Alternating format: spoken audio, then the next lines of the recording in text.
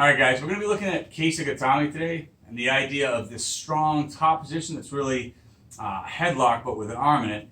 How to use it to pin. Usually judo players or wrestlers use it to pin both shoulders, but in jiu-jitsu we want to have a control that sets up for submissions, right? So we're going to look at a couple different attacks, really some submissions from the top, and then some defenses and escapes from the bottom. The first thing I want to think about, though, is how do I get in this position? For me, there are two ways. The first is I'm going to choose to be in it, right? I'm either in a mount or side control position, and I choose to go to it. The second is it's in response to her doing something. And often for me, if I have a strong top side control position and she gets an underhook and starts getting out, I'll switch to Kesa as a way to block that. So this is kind of what I mean. I'm in a side control position here where she's got good forklift kind of frames, right? One on the hip and that cross face. I'm in tight like this and gripping, pulling in here. She bridges and she gets this underhook. If I hang out too long, she's going to shuck me over and start taking my back or working an escape. So it's a good time for me when I feel like, back to this. Yeah, she's here. When I feel it's going, I'm already losing the battle. I'll pull, switch right into Kesa. Now for here, I usually like to do this first where I'm grabbing both hands on the arms. I'm right across her chest. This leg's right up to the ceiling. This leg's out here so she can't roll me over. And I'll know it's going to be a bit of a battle, so I'll keep all my weight on her. If she settles down, I'll switch to here and kind of come forward a little bit, but I'm going to rock this a little. I don't want to go too far this way because she's going to throw me over. It's the one area I don't have a post. Okay, and I got to be careful of the legs. I don't want to lean back and catch. Yeah, especially with bendy, flexible people. No good. So I'll sit here for a little bit. All my weight on my partner. Hips off the mat. For my partner today, though, I'm going to sit on the mat while I'm talking just to not be a jerk. The three submissions I'm going to look at is this arm. Okay, if I'm holding this arm tight underneath, clamping down here and pulling it up, my knee is behind her shoulder. I want to take that real estate away. I don't want her dropping down here. A lot of escapes are going to come from here. We'll talk about that in a second. But if I'm pulling up here and I start slipping or she pulls it out hard, sometimes this pops up. A lot of times they're doing it to push my face, get that elbow down, whatever. But it's a perfect opportunity for me to attack. And what I'm going to think about is grabbing this wrist here and driving down. However, now I'm way bigger than Claire. I'm going to drive down, she's going to defend. I'm not going to beat arm to arm. So I'll push a little bit, I'll let her push back, and I'll bring my chest to it tight. And then I'm going to use my whole chest and crunch. That way my body's beating her hand. The other part is this hand under her head. If I'm just relaxing here and her head's down, as I'm doing this, she can bridge and use her whole body, right? But if I pull up and forward at the same time I'm crunching, so I crunch and come down here, turns her head, and I bring everything down tight until I get 2 on 1. I grip here. See how I'm pulling the head across? And I push it the rest of the way. It's really hard. So we'll try again. So she gets here. I come here. I drive, push across. Right under my knee. If my knee's tucked in here, it's not going to work. That's why my knee's up high. It's a good kickstand. So I can drive right past the knee, the back of the knee, and then cut over the wrist.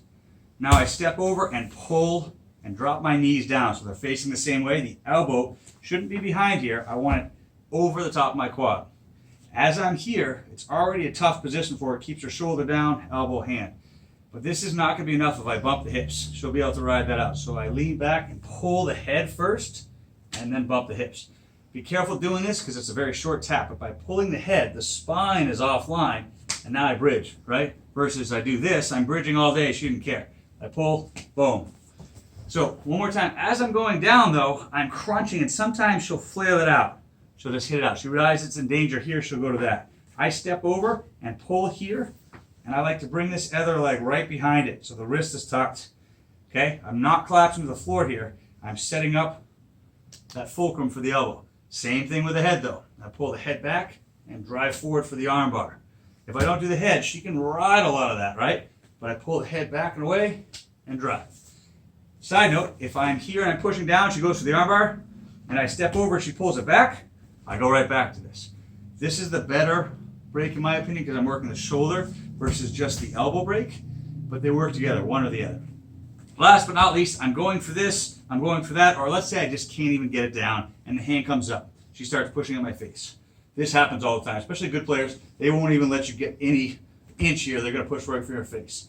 Now, I can see the arm triangle right here, but there's no way she's going to let me do this and start coming in, right? So again, I'm bigger than her, and I'm going to try to push this arm across. It won't work.